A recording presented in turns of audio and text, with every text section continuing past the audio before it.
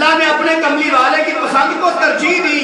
اللہ نے اپنے کملی والے کی پسند میں ثواب زیادہ رکھا۔ میں آپ کو بتاتا ہوں، جب میرے کملی والے ہجرت کر کے مکے سے مدینے آنے لگے تو میرے کملی والے جب مکے شہر سے باہر نکلے، ایک پہاڑی پر تشریف لے جاتے ہیں، وہاں کھڑے ہو کر بیت اللہ کی طرف دیکھتے ہیں، ٹھنڈا سانس لیا، آنکھوں میں آنسو جاری ہیں، اور بیت اللہ کو مخاطب کر کے کہتے ہیں، اے بیت اللہ، تو مجھے میری جان سے بھی زیادہ عزیز ہے، لیکن یہاں تیرے رہنے والے مجھے یہاں رہنے نہیں دیتے، میرا دل نہیں کرتا تجھے چھوڑ کے جاؤں، مجھے تجھ سے بڑی محبت ہے، بڑا پیار ہے، تو میری جان سے بھی عزیز ہے۔ لیکن اللہ تعالیٰ نے فرمایا، اے میرے محبوب، آپ کی پسند جو ہے یہ بیت اللہ ہے، میری پسند مدینہ شہر ہے جہاں میں آپ کو بھیج رہا ہوں، لیکن میرے کملی والے آپ پریشان نہ ہو، میں پھر بھی آپ کو راضی کر دوں گا۔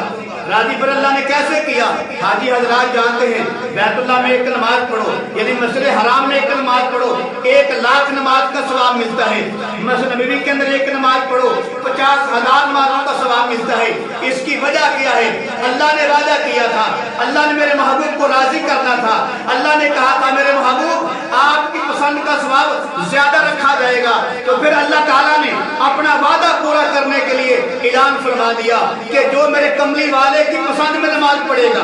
بیت اللہ کے حرم میں نماز پڑھے گا، جو میرے کملی والے کی پسند کی جگہ پہ نماز پڑھے گا، اس کو 1,00,000 نماز کا ثواب دیا جائے گا، اور جو میری پسند مسجد نبوی کے اندر نماز پڑھے گا اس کو 50,000 نمازوں کا ثواب دیا جائے گا۔ اللہ تعالیٰ نے اپنے محبوب کو راضی کر دیا، جس کو قرآن کہتا والا سوفا یوتی کا ربو کا فترضا، اے میرے محبوب ان قریب آپ کو اتنا عطا کروں گا حتیٰ کہ آپ کو راضی کر دوں گا۔ اللہ نے پھر کیسے راضی کیا؟ اللہ نے پھر اعلان کر دیا، لوگوں جو میری پسند کی جگہ پہ نماز پڑھے گا اس کو 50,000 نمازوں کا ثواب ملے گا، جو میرے محمد مصطفیٰ کی پسند کی جگہ پہ نماز پڑھے گا اس کو 1,00,000 نماز کا ثواب ملے گا۔